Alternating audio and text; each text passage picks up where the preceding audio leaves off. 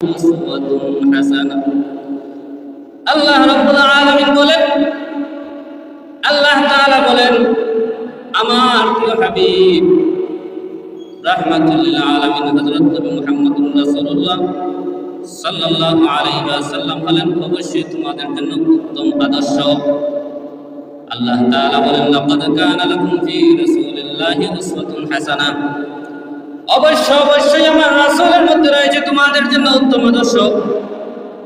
দুনিয়াতে তুমি কিভাবে চলাফেরা করলে তোমার দুনিয়ার জীবন সফল হবে, দুনিয়ায় কিভাবে চলাফেরা করলে তুমি দুনিয়াতে শান্তিতে বসবাস করতে পারবে, দুনিয়াতে তুমি কিভাবে তোমার জীবনটা কাটায় গেলে তোমার পরকাল সুখময় হবে, এটার জন্য আল্লাহ রাব্বুল আলামিন বলতেছেন তোমার আদর্শ হলো রাসূলুল্লাহ সাল্লাল্লাহু আলাইহি ওয়াসাল্লাম। দুনিয়ার শান্তি যদি তোমরা লাভ করতে চাও, দুনিয়ার সফলতা যদি তোমরা লাভ করতে চাও, দুনিয়ার শান্তি যদি তোমরা লাভ করতে চাও, আখিরাতের শান্তি এবং সফলতা যদি তোমরা লাভ করতে চাও, তাহলে আমার প্রিয় হাবিব রাসূলুল্লাহ সাল্লাল্লাহু আলাইহি ওয়াসাল্লামকে তোমরা আদর্শ বানাও।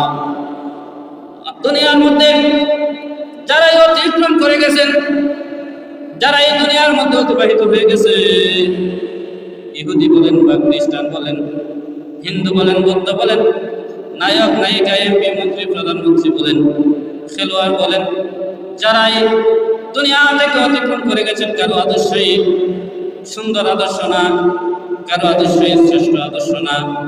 দুনিয়ার জীবন যদি সুন্দর বানাইতে চাও, আখিরাতের জীবনকে যদি সুন্দর বানাইতে চাও, তুমি কোনো খেলোয়াড়ের আদর্শ গ্রহণ করলে হবে না, কোনো নায়ক নায়িকার আদর্শ তুমি গ্রহণ করলে হবে না, দুনিয়ার কোনো এমপি মন্ত্রীর আদর্শ গ্রহণ করলে হবে না, আব্রাহাম লিঙ্কনের আদর্শ গ্রহণ করলে হবে না। তুমি আদর্শ হিসেবে গ্রহণ করতে হবে আমার নবী, আপনার নবী, সমস্ত মুমিন মুসলমানের নবী, সমস্ত বিশ্বের নবী, কাফের মুশরিক সবার নবী, কুল কায়নাতের নবী রাহমাতুল লিল আলামিন সাল্লাল্লাহু আলাইহি ওয়াসাল্লামকে আদর্শ বানাও। রাসূলুল্লাহ সাল্লাল্লাহু আলাইহি ওয়াসাল্লামের আদর্শের চাইতে সুন্দর কোনো আদর্শ হতে পারে না। এই আদর্শ সবার পক্ষে গ্রহণ করা সম্ভব না। এই আদর্শ গ্রহণ করতে পারবে কারা?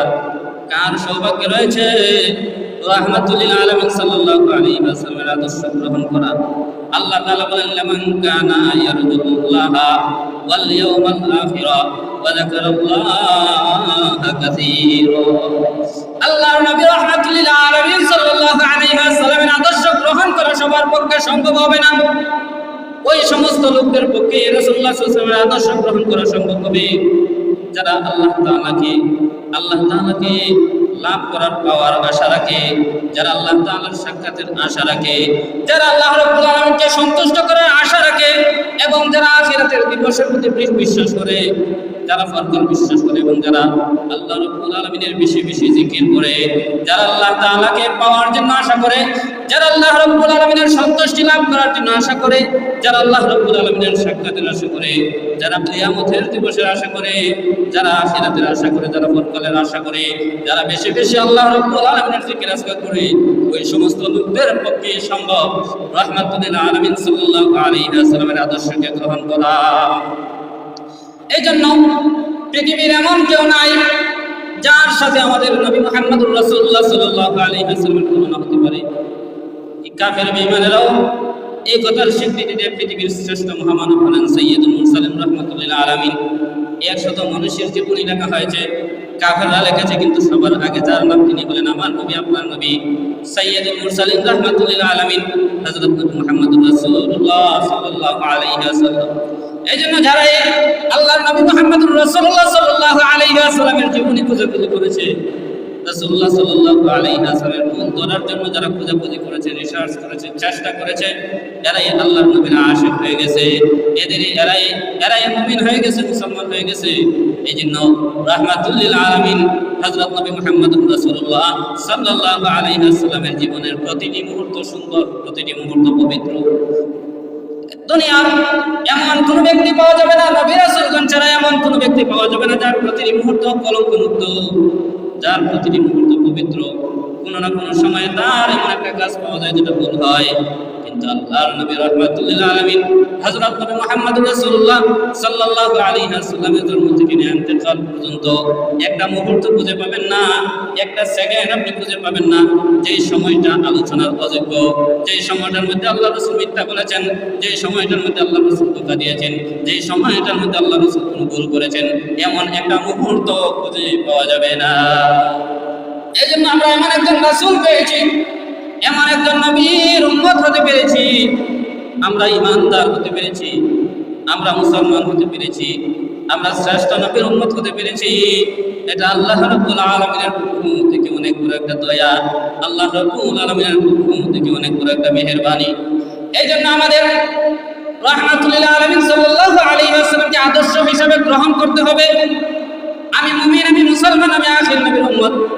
এই যে মহান একটা নিয়ামত আল্লাহ রাব্বুল আলামিন আমাদেরকে দান করেছেন, আল্লাহ রাব্বুল আলামিন যে আমাদেরকে দয়া করেছেন, মেহেরবানি করেছেন, এর শুকরিয়া আদায় করতে গেলে আমি আমার মন চাহিদা মতো দুনিয়ায় চললে হবে না, আমি আমার যেভাবে মন চাই সেইভাবে দুনিয়ায় চললে হবে না, বরং এর শুকরিয়া আদায় করতে গেলে আমার সূরত এবং আমার সিরত বানাতে হবে রাসূলুল্লাহ সাল্লাল্লাহু আলাইহি ওয়াসাল্লামের সূরত এবং রাসূলুল্লাহ সাল্লাল্লাহু আলাইহি ওয়াসাল্লামের সিরতের মতো। আল্লাহ রাসূল সাল্লাল্লাহু আলাইহি ওয়াসাল্লামের জীবনের কোন দিক নিয়ে আলোচনা করবেন? রাহমাতুল লিল আলামিন সাল্লাল্লাহু আলাইহি ওয়াসাল্লামের জীবন নিয়ে আলোচনা করা শেষ হবে না, প্রতিটি মুহূর্ত নিয়ে লম্বা ছাড়া আলোচনা করা যাবে। আপনি যদি আল্লাহ রাসূল সাল্লাল্লাহু আলাইহি ওয়াসাল্লামের মিলাদ নিয়ে আলোচনা করেন, ঘন্টার ঘন্টা আলোচনা করতে পারবেন। আপনি যদি রাহমাতুল লিল আলামিন সাল্লাল্লাহু আলাইহি ওয়াসাল্লামের শৈশবকাল নিয়ে আলোচনা করেন, ঘন্টার ঘন্টা আলোচনা করতে পারবেন। আপনি যদি আল্লাহ রাসূল সাল্লাল্লাহু আলাইহি ওয়াসাল্লামের যৌবনকাল নিয়ে আলোচনা করেন, ঘন্টার ঘন্টায় আলোচনা করতে পারবেন। আপনি যদি আল্লাহ রাসূল সাল্লাল্লাহু আলাইহি ওয়াসাল্লামের নবুয়তের জীবন নিয়ে আলোচনা করেন, ঘন্টার ঘন্টা আলোচনা করতে পারবেন। আপনি যদি রাসূলুল্লাহ সাল্লাল্লাহু আলাইহি ওয়াসাল্লামের মৃত্যুকাল নিয়ে আলোচনা করেন, ঘন্টার ঘন্টা আলোচনা করতে পারবেন। আপনি যদি রাসূলুল্লাহ সাল্লাল্লাহু আলাইহি ওয়াসাল্লামের ওফাত নিয়ে আলোচনা করেন, ঘন্টার ঘন্টা আলোচনা করতে পারবেন। আপনি যদি রাহমাতুল লিল আলামিন সাল্লাল্লাহু আলাইহি ওয়াসাল্লামের মিরাজ নিয়ে আলোচনা করেন, ঘন্টার ঘন্টা আলোচনা করতে পারবেন। হিজরত নিয়ে আলোচনা করলেও আপনি ঘন্টার ঘন্টা আলোচনা করতে পারবেন। রাজনৈতিক জীবন নিয়ে আলোচনা করলেও ঘন্টার ঘন্টা আলোচনা করতে পারবেন। সমাজ সেবার আলোচনা করলেও ঘন্টার ঘন্টা আলোচনা করতে পারবেন। রাহমাতুল লিল আলামিন সাল্লাল্লাহু আলাইহি ওয়াসাল্লামের জীবনের সাথে দুনিয়াবি প্রত্যেকটা দিকও সম্পৃক্ত আছে। এই জন্য আপনি রাজনীতি করতে চান, আল্লাহ রাসূলের আদর্শ গ্রহণ করেন। আপনি সমাজ সেবা করতে চান, রাসূলুল্লাহ সাল্লাল্লাহু আলাইহি ওয়াসাল্লামের আদর্শ গ্রহণ করেন। আপনি আল্লাহ রাসূল সাল্লাল্লাহু আলাইহি ওয়াসাল্লামের নামাজ নিয়ে আলোচনা করেন, ঘন্টার ঘন্টা আলোচনা করতে পারবেন। এই জন্য কোন বিষয় আপনি আলোচনা করবেন, যে কোনো বিষয় নিয়ে আলোচনা করা যায়, কারণ রাহমাতুল লিল আলামিন সাল্লাল্লাহু আলাইহি ওয়াসাল্লামের জীবনের সাথে সম্পৃক্ত প্রতিটি মুহূর্ত, রাসূলুল্লাহ সাল্লাল্লাহু আলাইহি ওয়াসাল্লামের জীবনের সাথে সম্পৃক্ত প্রতিটি ঘটনা, প্রতিটি কাজ বরকতময়, ফজিলতপূর্ণ এবং আলোচনার যোগ্য। এই জন্য আল্লাহর নবী রাহমাতুল লিল আলামিন সাল্লাল্লাহু আলাইহি ওয়াসাল্লামের জীবন নিয়ে যদি কোনো ব্যক্তি তার সারা জীবন আলোচনা করে, সারা জীবন যদি শুধু আল্লাহর রাসূল সাল্লাল্লাহু আলাইহি ওয়াসাল্লামের জীবন নিয়ে আলোচনা করে, শেষ করতে পারবে না, শেষ করতে পারবে না। আল্লাহ রাসূল সাল্লাল্লাহু আলাইহি ওয়াসাল্লামের ইলম নিয়ে আপনি আলোচনা করেন, শেষ করতে পারবেন না। রাসূলুল্লাহ সাল্লাল্লাহু আলাইহি ওয়াসাল্লামের আমল নিয়ে আপনি আলোচনা করেন, শেষ করতে পারবেন না। রাসূলুল্লাহ সাল্লাল্লাহু আলাইহি ওয়াসাল্লামের সালাত নিয়ে আলোচনা করেন, শেষ করতে পারবেন না।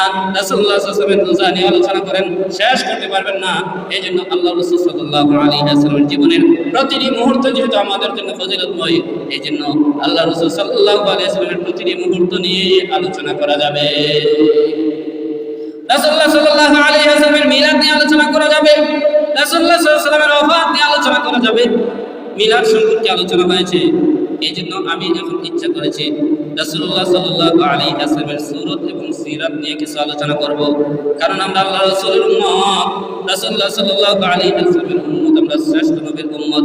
এই নিয়ামতের শুকরিয়া আদায় করার জন্য আমাদের জীবনেও যাতে আল্লাহ রাসূলের সূরত এবং সিরাত গ্রহণ করতে পারি, আমাদের প্রতিজ্ঞা হতে হবে আমি নবীর উম্মত, আমি নবীর আশিক, আমি নবীর প্রেমিক, আমি নবীকে মহব্বত করি।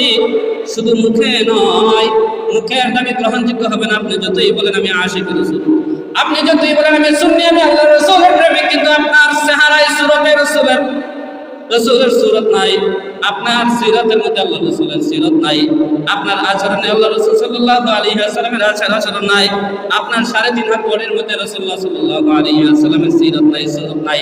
আপনি মুখে যতই দাবি করেন না কেন আশিক রাসূল, এই আশিক রাসূলটা শুধু আপনার মুখের দাবির মধ্যে সীমাবদ্ধ। আল্লাহর কাছে গ্রহণযোগ্য হবে না। এই জন্য আল্লাহ রাব্বুল আলামিনের কাছে গ্রহণযোগ্য হতে হলে, আপনি প্রকৃত আশিক রাসূল হতে হলে আপনি সিদ্ধান্ত নিতে হবে, প্রতিজ্ঞা করতে হবে, আমার জীবনটা সাজাবো আমি আমার জীবনের চাইতে প্রিয় রাহমাতুল আলামিন সাল্লাল্লাহু আলাইহি ওয়াসাল্লামের সুরতে, আমার জীবনের চাইতে প্রিয় রাহমাতুল আলামিন সাল্লাল্লাহু আলাইহি ওয়াসাল্লামের সিরত। এজন্য আমার জীবনের প্রতিটি মুহূর্তের ওয়াদা হোক, প্রতিজ্ঞা হোক, আমি আমার মন করার মতো চলবো না, আমি যেইভাবে মন চাই সেইভাবে চলবো না, আমি চলবো আল্লাহর বিধান অনুযায়ী, আমি চলবো রাসূলুল্লাহ সাল্লাল্লাহু আলাইহি ওয়াসাল্লামের সুন্নাত অনুযায়ী, রাসূলুল্লাহ সাল্লাল্লাহু আলাইহি ওয়াসাল্লামের সুন্নতের বাহিরে চলবো না। এটাই আমি একজন আশিক রাসূল হিসেবে, নবী প্রেমিক হিসেবে আমার প্রয়োজন, এটাই হতে হবে আমার দাবি। অন্য কোনো ব্যক্তি আমার আদর্শ হতে পারে না। অন্য কেহ কিভাবে চুল রাখছেন সেটা আমার দেখার বিষয় না, অন্য কোনো লোক কিভাবে সে পায়জামা পরিধান করেছে, প্যান্ট পরিধান করেছে সেটা আমার দেখার বিষয় না। আমি দেখবো রাহমাতুল আলামিন হযরত নবী মুহাম্মদুর রাসূলুল্লাহ সাল্লাল্লাহু আলাইহি ওয়াসাল্লাম কেমন পোশাক পরিধান করেছেন। আমি দেখবো রাহমাতুল আলামিন হযরত নবী মুহাম্মদুর রাসূলুল্লাহ সাল্লাল্লাহু আলাইহি ওয়াসাল্লাম কিভাবে চুল রেখেছেন। আমি দেখবো রাহমাতুল আলামিন হযরত নবী মুহাম্মদুর রাসূলুল্লাহ সাল্লাল্লাহু আলাইহি ওয়াসাল্লাম কেমন পাঞ্জাবি পরিধান করেছেন। আমি দেখবো রাহমাতুল আলামিন সাল্লাল্লাহু আলাইহি ওয়াসাল্লাম কি রকম আচরণ করেছেন। আমার জীবনের প্রতিজ্ঞা হবে, আমারও হবে সেই ধরনের চুল, আমারও হবে সেই ধরনের পোশাক, আমারও হবে সেই ধরনের আচরণ। এটাই যদি হয় আমার দৃঢ় প্রতিজ্ঞা, আল্লাহর কাছেও আমি আশিক রাসূল হিসেবে মকবুল হয়ে যাব। রাহমাতুল আলামিন হযরত নবী মুহাম্মদুর রাসূলুল্লাহ সাল্লাল্লাহু আলাইহি ওয়াসাল্লামের কাছেও আমি আশিক রাসূল হয়ে যাব। এই জন্য আজকে আমাদের সিদ্ধান্ত হবে, রবিউল আউয়াল মাসে আমাদের সিদ্ধান্ত হবে আমি একজন আশিক রাসূল, আমি একজন নবী প্রেমিক। আমার জীবনের প্রতিটি মুহূর্ত হতে হবে রাসূলুল্লাহ সাল্লাল্লাহু আলাইহি ওয়াসাল্লামের তরিকা অনুযায়ী, আমার জীবনের প্রতিটি মুহূর্ত হবে রাসূলুল্লাহ সাল্লাল্লাহু আলাইহি ওয়াসাল্লামের আদেশ অনুযায়ী। মা তাকুমুর রাসূল ফাখাযুহু ওয়া মা নাহাকুম আনহু ফান্তাহু। আল্লাহ রাব্বুল আলামিন বলেন, আল্লাহর রাসূল সাল্লাল্লাহু আলাইহি ওয়াসাল্লাম তোমাদের নিকট জানিয়ে এসেছেন সেটা তোমরা গ্রহণ করো, এবং যেগুলো থেকে নিষেধ করেছেন সেগুলো থেকে তোমরা বিরত থাকো। এই জন্য আমার জীবনের প্রতিটি মুহূর্ত, প্রতিটি কাজ হোক রাসূলুল্লাহ সাল্লাল্লাহু আলাইহি ওয়াসাল্লামের আদর্শ অনুযায়ী, রাসূলুল্লাহ সাল্লাল্লাহু আলাইহি ওয়াসাল্লামের তরিকা অনুযায়ী। আমার শুধু নামাজ, শুধু রোজা না হোক, বরং আমার পুরাটা জীবনই হোক রাসূলুল্লাহ সাল্লাল্লাহু আলাইহি ওয়াসাল্লামের আদর্শ অনুযায়ী। আমাদের দেশের কিছু মানুষ যারা বলে মোল্লার দৌড় মসজিদ পর্যন্ত, এরা মনে করে ধর্ম শুধু মসজিদেই থাকবে, ওই সমস্ত লোকেরা মুমিন নয়, এদের ঈমান নাই, এরা হচ্ছে বেঈমান। যারা বলে মোল্লার দৌড় মসজিদ পর্যন্ত, ওই সমস্ত লোকদের ঈমান নাই, কারণ এরা চায় ধর্ম নিরপেক্ষতা, এরা চায় মুসলমানের ধর্ম মসজিদের ভিতরে আবদ্ধ থাকুক, হিন্দুদের ধর্ম এদের মন্দিরের মধ্যে আবদ্ধ থাকুক, খ্রিস্টানদের ধর্ম এদের গির্জার মধ্যে আবদ্ধ থাকুক। রাজনৈতিক ক্ষেত্রে রাসূলের আদর্শ হতে পারে না, দুনিয়ায় চলাফেরার ক্ষেত্রে রাসূলের আদর্শ হতে পারে না। ওই সমস্ত ধর্ম নিরপেক্ষবাদ যারা ধর্ম নিরপেক্ষে বিশ্বাসী, ওই সমস্ত লোকেরা মুমিন ও মুসলমান হতে পারে না। এই জন্য আমরা মনে করি আল্লাহ রাসূল সাল্লাল্লাহু আলাইহি ওয়াসাল্লাম রাজনীতি করেছেন, আল্লাহ রাসূল সাল্লাল্লাহু আলাইহি ওয়াসাল্লাম সমাজ সেবা করেছেন, রাসূলুল্লাহ সাল্লাল্লাহু আলাইহি ওয়াসাল্লাম স্ত্রী এবং স্ত্রীদের নিয়ে সংসার চালিয়েছেন, রাসূলুল্লাহ সাল্লাল্লাহু আলাইহি ওয়াসাল্লাম তিনিও ব্যবসা করেছেন। এই জন্য আমরা ব্যবসা করতে চাই, ব্যবসায়ীদের আদর্শ আছে রাসূলুল্লাহ সাল্লাল্লাহু আলাইহি ওয়াসাল্লাম। আমরা রাজনীতি করতে চাই, রাজনীতিবিদদের আদর্শ আছে রাসূলুল্লাহ সাল্লাল্লাহু আলাইহি ওয়াসাল্লাম। সমাজ সেবা করতে চাই, সমাজ সেবার ক্ষেত্রে আদর্শ হলেন রাসূলুল্লাহ সাল্লাল্লাহু আলাইহি ওয়াসাল্লাম। আমি আমার জীবন পরিচালনা করতে চাই, আমার ব্যক্তিগত জীবনের ক্ষেত্রে আমার আদর্শ হতে হবে রাসূলুল্লাহ সাল্লাল্লাহু আলাইহি ওয়াসাল্লাম। এই জন্য মোল্লার দৌড় মসজিদ পর্যন্ত নয়, মোল্লার দৌড় আসমান পর্যন্ত, আল্লাহ পর্যন্ত, আরশ পর্যন্ত। এই জন্য কিছু মানুষ আছে যারা বলেন রাজনীতির ক্ষেত্রে ইসলামকে আনা যাবে না, রাজনীতির ক্ষেত্রে ধর্মকে আনা যাবে না, সমাজ সেবার ক্ষেত্রে ধর্মকে আনা যাবে না, মসজিদের কাজ মসজিদের মধ্যেই রাখতে হবে। এদের ঈমান নেই, এদের ঈমান দুর্বল। এরা যতই মুমিন দাবি করুক, যতই মুসলিম দাবি করুক, আসলে অন্তরের দিক বিবেচনায় এদের অন্তরের মধ্যে ঈমান নেই। কেননা প্রত্যেক মুমিন বিশ্বাস করে ইসলাম, ঈমান এগুলার সম্পর্ক শুধু মসজিদের সাথে আর মাদ্রাসার সাথে নয়। আজকে দেখা যায় আমি একজন হুজুর মানুষ, এই জন্য আমি অন্যায় কাজ করতে ভয় পাই। আমি নামাজ না পড়লে মানুষে কি বলবে ভয় পাই। নামাজ পড়ি, রোজা রাখি, সাধারণ মানুষ কোনো ভয় নাই। আজান দিতেছে, সে বৈশা বৈশা চা খাইতেছে, সে বৈশা বৈশা আড্ডা দিতেছে, জামাত হচ্ছে নিকটে, মসজিদের নিকটে জামাত হচ্ছে, কিন্তু সে ছায়ের আড্ডায় বসা, সে গল্প গুজবের মধ্যে, কিন্তু এর ভয় নাই যে আমি একজন মুসলমান, আমি একজন মুমিন, আমারও জবাবদিহি করতে হবে। কিছু মানুষ মনে করে করে শুধু মোল্লা মুন্সিরাই নামাজ পড়া লাগবে, এরাই শুধু রোজা রাখা লাগবে, এরাই শুধু ইসলাম অনুযায়ী চলা লাগবে, এরাই শুধু নবীর তরিকা অনুযায়ী চলা লাগবে। না না, ইসলাম শুধু মৌলবীদের জন্য নয়, ইসলাম শুধু মোল্লাদের জন্য নয়, ইসলাম শুধুমাত্র আলেমদের জন্য নয়, সমস্ত মুমিন মুসলমানদের জন্য ইসলাম। যারাই আমরা আল্লাহর প্রতি ঈমান এনেছি, যারাই রাসূলুল্লাহ সাল্লাল্লাহু আলাইহি ওয়াসাল্লামের প্রতি আমরা ঈমান এনেছি, আমাদের দৃঢ় প্রতিজ্ঞা হতে হবে যে আমার আদর্শ হোক একমাত্র সাইয়্যিদুল মুরসালিন রাহমাতুল লিল আলামিন হযরত নবী মুহাম্মদুর রাসূলুল্লাহ সাল্লাল্লাহু আলাইহি ওয়াসাল্লাম। এই জন্য আমরা আমাদের জীবনের প্রতিটি ক্ষেত্রে রাসূলুল্লাহ সাল্লাল্লাহু আলাইহি ওয়াসাল্লামের অনুসরণ করব। রাজনীতি করবেন, রাসূলুল্লাহ সাল্লাল্লাহু আলাইহি ওয়াসাল্লামের অনুসরণ করব। এই জন্য দেখবেন কিছু মানুষ বলে আমরা শরিয়া আইনে বিশ্বাসী না, নাউযু বিল্লাহি মিন যালিক। শরিয়া আইনে বিশ্বাসী না যে এই কথা বলতে পারে, এমন ব্যক্তি মুমিন থাকতে পারে না, এমন ব্যক্তি মুসলমান হতে পারে না। কারণ প্রত্যেক মুমিন, প্রত্যেক মুসলমানের দৃঢ় প্রতিজ্ঞা হতে হবে, আমি এই দেশের মধ্যে শরিয়া আইন বাস্তবায়ন করব, আমি এই দেশের মধ্যে ইসলামী বিধিবিধানকে আমি এই দেশের মধ্যে কি করব, প্রতিষ্ঠা করব। এটা সকল মুমিন মুসলমানের প্রতিজ্ঞা হতে হবে।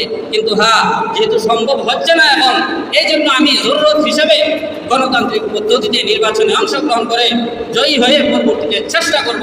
আমার দৃঢ় প্রতিজ্ঞা হতে হবে আমি ইসলামী শরিয়া আইন প্রতিষ্ঠিত করব। এটা প্রত্যেক মুমিনের প্রতিজ্ঞা হতে হবে, প্রত্যেক মুসলমানের প্রতিজ্ঞা হবে। আল্লাহ রাসূল সাল্লাল্লাহু আলাইহি ওয়াসাল্লাম যখন মক্কার জীবনে ছিলেন, সেই সময়ে ইসলামী শাসন প্রতিষ্ঠা করা সম্ভব ছিল না। কাফের বেঈমানেরা বিভিন্ন ধরনের কষ্ট নির্যাতন করেছে। আল্লাহ রাসূল সাল্লাল্লাহু আলাইহি ওয়াসাল্লাম ইসলামী শাসন প্রতিষ্ঠা করতে সক্ষম হননি। যতটুকু সক্ষম হয়েছেন, নামাজ পড়েছেন, রোজা রেখেছেন, দাওয়াতের কাজ করেছেন, মানুষকে মুসলমান বানিয়েছেন। কিন্তু মদিনায় হিজরত করার পরে যখন তিনি সক্ষম হয়েছেন, সেখানে তিনি ইসলামী রাষ্ট্র প্রতিষ্ঠা করেছেন।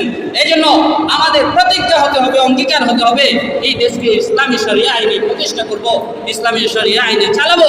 যখন সক্ষম হচ্ছে না, যতটুকু সম্ভব হচ্ছে ততটুকুই করতে হবে, কিন্তু মূল পরিকল্পনা হবে শরিয়া আইন বাস্তবায়ন করা। সুতরাং যারা বলে আমরা শরিয়া আইন বাস্তবায়ন করব না, আমরা শরিয়া আইনে বিশ্বাস করি না, এরা মুমিন মুসলমান নিজেরা যদিও প্রচার করে, কিন্তু আসলে এরা মুমিন নয়, আসলে এরা মুসলমান নয়। এই জন্য আমরা মুসলমান হিসেবে আমার আদর্শ হচ্ছে একমাত্র রাহমাতুল লিল আলামিন সাল্লাল্লাহু আলাইহি ওয়াসাল্লামের আদর্শ। আমার বিশ্বাস রাহমাতুল লিল আলামিন সাল্লাল্লাহু আলাইহি ওয়াসাল্লামের আদর্শের চাইতে সুন্দর কোনো আদর্শ আর কেউ কিছুই হতে পারে না। এই জন্য আমি আপনাদের সামনে আল্লাহ রাসূল সাল্লাল্লাহু আলাইহি ওয়াসাল্লামের সুরত এবং সিরাত নিয়ে আলোচনা করব।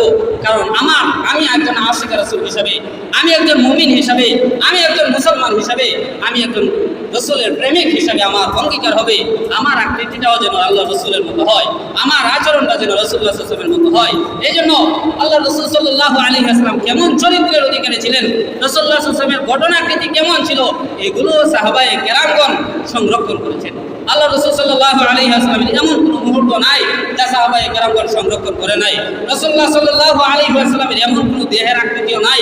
আল্লাহ রাসূল সাল্লাল্লাহু আলাইহি ওয়াসাল্লামের এই জীবনের প্রতিটি মুহূর্ত, রাসূলুল্লাহ সাল্লাল্লাহু আলাইহি ওয়াসাল্লামের জীবনের প্রতিটি স্মরণীয় বিষয় সাহাবায়ে কেরামগণ সংরক্ষণ করেছেন। এই জন্য আমি যদি আল্লাহর রাসূলের নির্দেশ অনুযায়ী চলতে চাই, আমি যদি আল্লাহ রাসূল সাল্লাল্লাহু আলাইহি ওয়াসাল্লামের তরিকা অনুযায়ী চলতে চাই, আমার আদর্শ হবে আল্লাহ রাসূল সাল্লাল্লাহু আলাইহি ওয়াসাল্লাম, আমার আদর্শ হবে সাহাবায়ে কেরাম।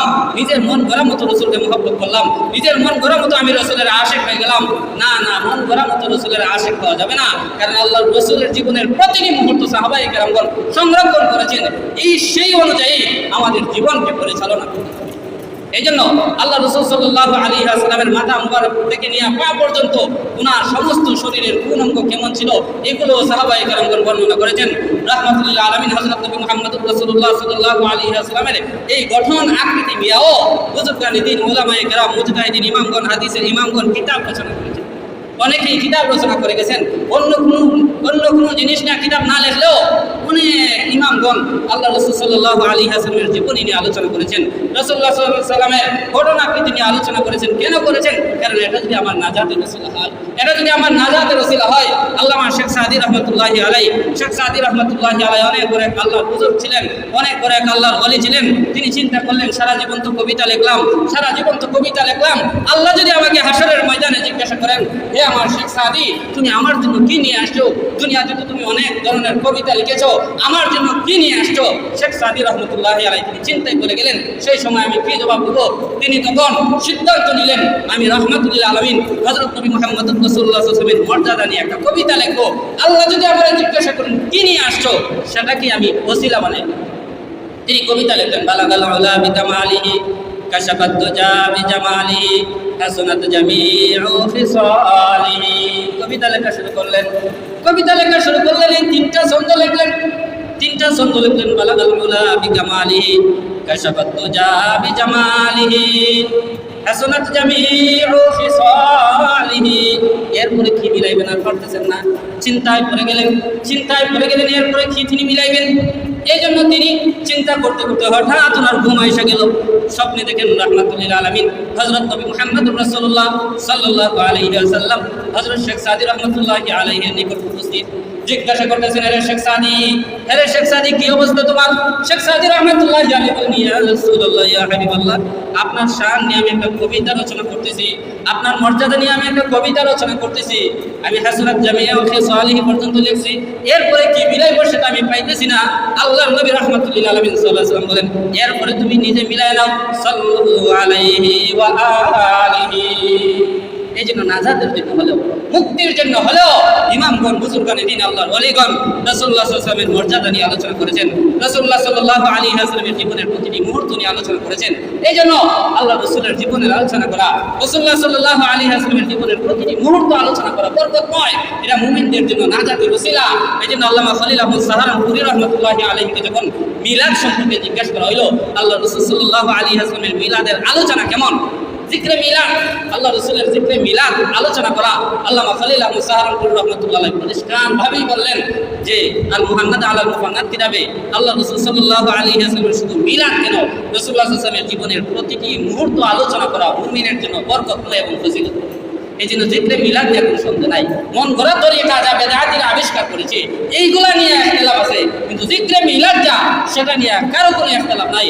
আল্লাহ রাসূলের মিলাদ নিয়ে আলোচনা করা যাবে, আল্লাহ রাসূলের মেরাজ নিয়ে আলোচনা করা যাবে, রাসূলুল্লাহ সাল্লাল্লাহু আলাইহি ওয়াসাল্লামের ওফাত নিয়ে আলোচনা করা যাবে। সাহাবায়ে কেরামগণ আল্লাহ রাসূল সাল্লাল্লাহু আলাইহি ওয়াসাল্লামের ঘটনাকৃতি নিয়ে আলোচনা করেছেন। শামাইলে তিরমিজি আপনি বলেন, ইমাম তিরমিজি রাহমাতুল্লাহি আলাইহি হাদিসের অনেক কিতাবাদি রচনা করেছেন।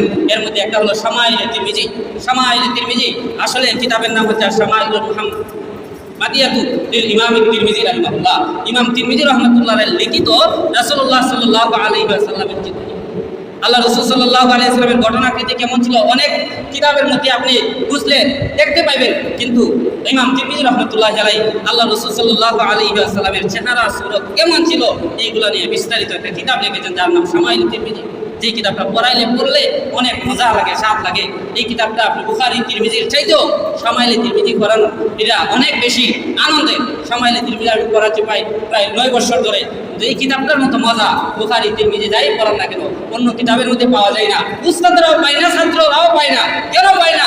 কারণ আল্লাহ রাসূল সাল্লাল্লাহু আলাইহি ওয়াসাল্লামের জীবনী তিনি এত সুন্দর করে শামাইল তিরমিজির মধ্যে আলোচনা করেছেন, যা যতই শুনবেন মজা পাবেন, যতই শুনবেন আল্লাহ রাসূলের প্রতি আপনার মহব্বত বৃদ্ধি পাবে, যতই শুনবেন আল্লাহ রাসূল সাল্লাল্লাহু আলাইহি ওয়াসাল্লামের তরিকা অনুযায়ী চলার প্রতি আপনার আগ্রহ জন্মাবে। আল্লাহ রাসূল সাল্লাল্লাহু আলাইহি ওয়াসাল্লামের সুরত এবং সিরত কেমন ছিল সাহাবায়ে কেরামগণ বর্ণনা করেছেন। রাসূলুল্লাহ সাল্লাল্লাহু আলাইহি ওয়াসাল্লামের মাথা মুবারক কেমন ছিল সাহাবায়ে কেরামগণ বলেছেন আজিমুর রাসি। রাসূলুল্লাহ সাল্লাল্লাহু আলাইহি ওয়াসাল্লামের মাথা মুবারক ছিল একটু বৃহৎ বড়, এত বেশি বড় নয় যেটা দেখতে অসুন্দর লাগে, বরং সুন্দর মাথার অধিকারী যারা দেখলেই বোঝা যায় একজন সর্দার মানুষ। কানা রাসূলুল্লাহ সাল্লাল্লাহু আলাইহি ওয়াসাল্লাম তাবিলি ওয়ালা মিন কাসির। রাসূলুল্লাহ সাল্লাল্লাহু আলাইহি ওয়াসাল্লাম বেশি লম্বাও ছিলেন না, আবার বেশি খাটোও ছিলেন না। এত বেশি লম্বাও ছিলেন না, আবার বেশি খাটোও ছিলেন না, যা দেখতে অসুন্দর দেখায়। অনেক বেশি লম্বা হইলে এটাও অসুন্দর দেখায়, খাটো হইলে এটাও অসুন্দর দেখায়। কিন্তু রাহমাতুল লিল আলামিন সাল্লাল্লাহু আলাইহি ওয়াসাল্লাম ছিলেন মধ্যম আকৃতির। যেই ধরনের দেহাকৃতির হইলে পৃথিবীর সবচেয়ে বেশি সুন্দর হয়, কারণ আল্লাহ রাসূলের চাইতে সুন্দর আর কেউ আছে পৃথিবীতে? কোনো সৃষ্টি আল্লাহ রাসূল সাল্লাল্লাহু আলাইহি ওয়াসাল্লামের চাইতে সুন্দর কেউ কিছুই নাই, কোনো কিছুই নাই। ইউসুফ আলাইহিস সালামের চাইতেও আল্লাহর নবী রাহমাতুল লিল আলামিন হযরত নবী মুহাম্মদ রাসূলুল্লাহ সাল্লাল্লাহু আলাইহি ওয়াসাল্লাম অনেক বেশি সুন্দর ছিলেন। এইজন্য হযরত আয়েশা সিদ্দিকা রাদিয়াল্লাহু তাআলা আনহা তিনি বলেছেন, ইউসুফ আলাইহিস সালামের চেহারা দেখে তো মহিলারা হাত কেটেছে, কিন্তু আমার প্রিয় স্বামী, আমার নবী, আমার রাসূল রাহমাতুল লিল আলামিন সাল্লাল্লাহু আলাইহি ওয়াসাল্লাম যে দুই মহিলারা দেখতো জীবন দিয়ে দিলেও এরা আন্দাজ করত। এই জন্য আল্লাহ নবী রাহমাতুল লিল আলামিন সাল্লাল্লাহু আলাইহি ওয়াসাল্লামকে আল্লাহ তাআলা দুনিয়ার সবচেয়ে সুন্দর করে সৃষ্টি করেছেন। জাবির ইবনে সামুরা রাদিয়াল্লাহু তাআলা বলতেছেন, আল্লাহর নবী রাহমাতুল লিল আলামিন সাল্লাল্লাহু আলাইহি ওয়াসাল্লামের চেহারা মুবারক এত সুন্দর ছিল, আমি একবার পূর্ণিমার চাঁদের রাত্রে একবার রাহমাতুল্লিল আলামিন সাল্লাল্লাহু আলাইহি ওয়াসাল্লামের চেহারার দিকে লক্ষ্য করি, আরেকবার চাঁদের দিকে লক্ষ্য করি, একবার রাসূলুল্লাহ সাল্লাল্লাহু আলাইহি ওয়াসাল্লামের চেহারার দিকে লক্ষ্য করি, আরেকবার পূর্ণিমার চাঁদের দিকে লক্ষ্য করি, আরেকবার রাসূলুল্লাহ সাল্লাল্লাহু আলাইহি ওয়াসাল্লামের চেহারার দিকে লক্ষ্য করি, আরেকবার পূর্ণিমার চাঁদের দিকে লক্ষ্য করি। আল্লাহর কসম করে আমি বলছি, পূর্ণিমার চাঁদের চাইতো আমার নবী রাহমাতুল্লিল আলামিন সাল্লাল্লাহু আলাইহি ওয়াসাল্লাম দেখছি। এই জন্য নবী মুহাম্মদ রাসূলুল্লাহ সাল্লাল্লাহু আলাইহি ওয়াসাল্লামের প্রতিটি মুহূর্ত, আল্লাহ রাসূল সাল্লাল্লাহু আলাইহি ওয়াসাল্লামের প্রতিটি জিনিস আলোচনার জিনিস। কোনো একটা জিনিস নাই যেটা আলোচনার অযোগ্য। আল্লাহ রাসূল সাল্লাল্লাহু আলাইহি ওয়াসাল্লামের এমন একটা অঙ্গ খুঁজে পাবেন না যেটা আলোচনার অযোগ্য। যে জিনিসটা আল্লাহ রাসূলের সুন্দর না, এই জন্য এটা আলোচনা করা যাবে না। এই জিনিসটা অসুন্দর, এই জন্য আলোচনা করা যাবে না। এই ধরনের কিছুই পাবেন না। আল্লাহ রাসূল সাল্লাল্লাহু আলাইহি ওয়াসাল্লামের প্রত্যেকটা অঙ্গ প্রত্যঙ্গ, রাসূলুল্লাহ সাল্লাল্লাহু আলাইহি ওয়াসাল্লামের শরীর, রাসূলুল্লাহ সাল্লাল্লাহু আলাইহি ওয়াসাল্লামের আচার আচরণ, রাসূলুল্লাহ সাল্লাল্লাহু আলাইহি ওয়াসাল্লামের সূরত সিরাত, রাসূলুল্লাহ সাল্লাল্লাহু আলাইহি ওয়াসাল্লামের প্রত্যেকটা জিনিস সুন্দর ছিল, আলোচনার যোগ্য ছিল। রাসূলুল্লাহ সাল্লাল্লাহু আলাইহি ওয়াসাল্লামের চুল মুবারক কেমন ছিল? অনেক বেশি সুন্দর ছিল, যে ধরনের চুল পৃথিবীর কারো হতে পারে না। আল্লাহ রাসূল সাল্লাল্লাহু আলাইহি ওয়াসাল্লামের চুল কেমন ছিল? বেশি সোজাও ছিল না, আবার একবারে কুকরাও ছিল না, কুকরানো ছিল না, বরং রাসূলুল্লাহ সাল্লাল্লাহু আলাইহি ওয়াসাল্লামের চুল কিছু কুকরানোর মতো ছিল, সামান্য কিছু কুকরানোর মতো ছিল, যেটা দেখতে সুন্দর লাগে। পানির ঢেউ যেমন ঢেউ কেলানো, এই ধরনের ঢেউ কেলানো ছিল। আল্লাহ রাসূল সাল্লাল্লাহু আলাইহি ওয়াসাল্লাম দেখলেই বুঝাইতো মনে হয় তিনি মনে হয় চুলের মধ্যে কিচ্ছু দিয়েছেন, কিন্তু আসলে তিনি কিচ্ছু দেয় নাই। আল্লাহ রাসূল সাল্লাল্লাহু আলাইহি ওয়াসাল্লাম কুদরতিভাবে, আল্লাহ রাব্বুল আলামিন কুদরতিভাবে রাসূলুল্লাহ সাল্লাল্লাহু আলাইহি ওয়াসাল্লামের চুল মুবারককে সুন্দর করেছেন। এজন্য আল্লাহ রাসূল সাল্লাল্লাহু আলাইহি ওয়াসাল্লাম তিনি রাখতেন বাবরি চুল, তিনি বাবরি চুল রাখতেন, 3 ধরনের চুল রাখতেন, জুম্মা, লিম্মা, ওটা। এগুলোর আলোচনা করলে অনেক লম্বা হয়ে যাবে। রাসূলুল্লাহ সাল্লাল্লাহু আলাইহি ওয়াসাল্লামের চেহারা মুবারক ছিল গোলাকৃতির। রাসূলুল্লাহ সাল্লাল্লাহু আলাইহি ওয়াসাল্লামের দাড়ি মুবারক ছিল ঘন, দাড়ি মুবারক ঘন ছিল, লম্বা ছিল। এজন্য দাড়ি রাখতে হবে, কারণ আমি নবীর উম্মত। আমার মনে করতে হবে আমি নবীর আশিক। আল্লাহ রাসূল সাল্লাল্লাহু আলাইহি ওয়াসাল্লামের দাড়ি ছিল, আমার দাড়ি রাখতে হবে। আমি নবীর উম্মত, আমি নবীর আশিক, আমি আল্লাহর বান্দা। আল্লাহ রাসূলের দাড়ি ছিল। রাসূলুল্লাহ সাল্লাল্লাহু আলাইহি ওয়াসাল্লাম আমার একমাত্র প্রিয় ব্যক্তি। রাসূলুল্লাহ সাল্লাল্লাহু আলাইহি ওয়াসাল্লাম আমাদের জীবনের সবচেয়ে প্রিয় ব্যক্তি। এই জন্য দুনিয়ার কোনো খেলোয়াড়, দুনিয়ার কোনো নায়ক নায়িকা, দুনিয়ার কোনো এমপি মন্ত্রী, দুনিয়ার কোনো প্রধানমন্ত্রী আমার আদর্শ হতে পারে না। আমার আদর্শ একমাত্র রাহমাতুল্লিল আলামিন সাল্লাল্লাহু আলাইহি ওয়াসাল্লাম। ওনার দাড়ি ছিল, আমারও দাড়ি রাখতে হবে। আল্লাহ রাসূল সাল্লাল্লাহু আলাইহি ওয়াসাল্লাম নামাজ পড়তেন, আমারও নামাজ পড়তে হবে। এই জন্য আল্লাহ রাসূল সাল্লাল্লাহু আলাইহি ওয়াসাল্লামের দাড়ি ছিল। রাসূলুল্লাহ সাল্লাল্লাহু আলাইহি ওয়াসাল্লাম বেশি মোটাও ছিলেন না, হালকাও ছিলেন না। ওনার বুক আর পেট সমান ছিল। ওনার পেট কিছু, অনেকের আছে কিছু বড় হয়ে যায়, এইরকম না, বরং স্বাভাবিক রকমের ছিল। অর্থাৎ আল্লাহ রাসূল সাল্লাল্লাহু আলাইহি ওয়াসাল্লামের পুরো গঠনটা স্বাভাবিক রকমের ছিল, যার মধ্যে সামান্য ভুল ত্রুটি পাওয়া সম্ভব ছিল না। এই জন্য রাসূলুল্লাহ সাল্লাল্লাহু আলাইহি ওয়াসাল্লামের বিস্তারিত আলোচনা আপনি শামাইল তিরমিজি বুঝতে পাইবেন। আলোচনা করলে অনেক লম্বা হয়ে যাবে। এই জন্য রাসূলুল্লাহ সাল্লাল্লাহু আলাইহি ওয়াসাল্লামের সিরত কত সুন্দর সিরত ছিল। রাসূলুল্লাহ সাল্লাল্লাহু আলাইহি ওয়াসাল্লামের আলিয়ানুহুম আরিকাতান, রাসূলুল্লাহ সাল্লাল্লাহু আলাইহি ওয়াসাল্লামের মেজাজ ছিল নরম, তো আমরা মেজাজ খুব গরম। সামান্য একজন আলেম একটু ভুল করছে, দেখা যাবো আরেক দল, এই যে বিভিন্ন ধরনের মস্তক, বিভিন্ন ধরনের দল, এক দলে একটু বলছে। এই যে মুফতি আব্দুল মালিক সাহেব বলছিলেন, ঈদ হলো 2টা, ঈদ উল ফিতর আর ঈদ উল আযহা, তৃতীয় কোনো ঈদ নাই। সুতরাং ঈদে মিলাদুন নবী এটা শরীয়তে নাই, শরীয়তে আসলে তো ঈদে মিলাদুন নবী নাই। যেটা বলার পরে কিছু মানুষ খুব গরম হয়ে গেছে, খুব গরম হয়েছে। কিন্তু না, আমরা মুসলমান, রুহামাউ বাইনাহুম, মুসলমানের মধ্যে নরম মেজাজ হতে হবে। আমার আপনার ইখতিলাফ নামাজের ক্ষেত্রে নাই, আমার আপনার ইখতিলাফ রোজার ক্ষেত্রে নাই, আমার আপনার ইখতিলাফ যাকাতের মধ্যে নাই। ইসলামের মৌলিক কোনো দিক দিয়া আমার কোনো ইখতিলাফ নাই। আমার আপনার ইখতিলাফ আছে শাখাগত কিছু বিষয়ে। ঈদে মিলাদুন নবী সেই ঈদ আল্লাহর রাসূলের যুগে ছিল না, সাহাবায়ে কেরামের যুগে ছিল না, আইমায়ে মুজতাহিদিনের যুগে ছিল না। এটা নিয়ে ইখতিলাফ স্বাভাবিক হবেই। এক দলে বলবে এটা আমরা করব, আরেক দল বলবে আমরা এটা করব না। কিন্তু গরম হয়ে ঝগড়া লাগিয়ে দেওয়া, একজন আরেকজনের সাথে ফাসাদ করা, না, মুসলমানের আচরণ এটা হতে পারে না, কোনো মুমিনের আচরণ এটা হতে পারে না, কোনো আশিকে রাসূলের আচরণ এটা হতে পারে না। শাখাগত বিষয়ে কিছু ইখতিলাফ হবে, আমি আমারটা করবো, আপনি আপনারটা করেন। আমার পছন্দ যেটা লাগে, আমি যেটা দলিল অনুযায়ী পাইবো সেটা আমি করবো, আপনি দলিল অনুযায়ী আরেকটা পাইলে সেটা আপনি করেন। ঝগড়া করা যাবে না। মুসলমানের মধ্যে কোনো ঝগড়া হতে পারে না। আমি গরম হবো কাফেরদের বিরুদ্ধে, আমি গরম হবো মুশরিকদের বিরুদ্ধে, আমি গরম হবো শিরকের বিরুদ্ধে, আমি গরম হবো কেউ আল্লাহর নবীর বিরুদ্ধে কিছু বললে, আমি গরম হবো কেউ কোরআনের বিরুদ্ধে কিছু বললে, আমি গরম হবো মুসলমানের উপর কেউ নির্যাতন করলে। এই জন্যই দেখবেন যখনই আমাদের দেশের কোন ধরনের বিধর্মী নাস্তিকরা আল্লাহ রাসূল সাল্লাল্লাহু আলাইহি ওয়াসাল্লামকে ব্যঙ্গাত্মক করিয়া কিছু উচ্চারণ করে, সেই সময় মুসলমানরা গর্জে ওঠে, শাপলা চত্বরে চলে যায়। শাহবাগীরা যখন আল্লাহ রাসূল সাল্লাল্লাহু আলাইহি ওয়াসাল্লামের বিরুদ্ধে বলেছিল, কোরআনের বিরুদ্ধে বলেছিল, এই দেশে আহলে হক হক্কানি উলামায়ে কেরাম রাস্তার মধ্যে নেমেছিল। মোদি যে মুসলমানদের উপর নির্যাতন করেছে, কে করতেছে? সে যখন বাংলাদেশে আসতেছিল মুসলমানরা আহলে হক উলামায়ে কেরাম আন্দোলন করেছে। ব্রিটিশরা যখন এই দেশের মধ্যে আসছিল রেশমি রুমালের আন্দোলন, এরপরে আমাদের এই দেশকে ব্রিটিশের সময়ে হিন্দুস্তানকে দারুল হরফ ঘোষণা দিয়েছিল, বিভিন্ন ধরনের ব্রিটিশদের বিরুদ্ধে আক্রমণ হয়েছিল, দারুল উলুম দেওবন্দ প্রতিষ্ঠা হয়েছিল। এগুলো করেছিল কারা? আহলে হক উলামায়ে কেরাম। এই জন্য আপনি দেখবেন কারা ফরজ বিষয় নিয়ে বেশি আলোচনা করে, কারা আল্লাহ রসুলের বিরুদ্ধে কথা বললে মাঠে ময়দানে চলিয়া যায়, কারা কোরআনের বিরুদ্ধে কথা বললে কারা মাঠে ময়দানে গিয়ে আন্দোলন করে, কারা ইসলামের বিরুদ্ধে কথা বললে মাঠে ময়দানে আন্দোলন করে, কারা মুসলমানদের উপর বিধর্মীদের স্বভাব চাপিয়ে দিতে গেলে আন্দোলন করে। এদের দিকে দেখতে হবে। নফলে আবাদতে কিছু হবে, কিছু ইখতিলাফ আমাদের মধ্যে হবে, এটা নিয়ে গরম হওয়ার কোনো প্রয়োজন নাই। আমরা নরম থাকতে হবে। মুসলমানের মধ্যে নরম, মস্তক যার যার, দিন ইসলাম সবার, আমার মস্তক আমার, এরার মস্তক এরার, আমরা সবাই মুসলমান, আমরা সবাই মুসলমান। শাখাগত বিষয়ে আমরা একজন একটা করবো, আরেকজন আরেকটা করবে, কিন্তু ইসলামের বিরুদ্ধে কোনো আক্রমণ আসবে, নবীর বিরুদ্ধে কোনো আক্রমণ আসবে, কোরআনের বিরুদ্ধে আক্রমণ আসবে, আমরা সকল মুসলমানরা এক, আমরা সকল মুসলিমরা এক। আমরা এখানে মস্তক দেখবো না, আমরা দল দেখবো না, কাফের মুশরিকরা দল দেখে না, মস্তক দেখে না, এরা দেখে মুসলমান কিনা। এই জন্য আমরা কেন মস্তক দেখবো? দল দেখবো। আমরা সবাই এক, ইসলামের সাথে আমরা এক, কোরআনের সাথে আমরা এক, আল্লাহর তাওহীদে আমরা এক, রাসূলুল্লাহ সাল্লাল্লাহু আলাইহি ওয়াসাল্লামের রিসালাতে আমরা এক। এজন্য রাসূলুল্লাহ সাল্লাল্লাহু আলাইহি ওয়াসাল্লামের আদর্শ আমাদের গ্রহণ করতে হবে। আমাদের চেহারার মধ্যে, আমাদের সুরতের মধ্যে, আমাদের সিরতের মধ্যে আল্লাহ রাসূল সাল্লাল্লাহু আলাইহি ওয়াসাল্লামের আদর্শ আনতে হবে, আদর্শ আমরা গ্রহণ করতে হবে।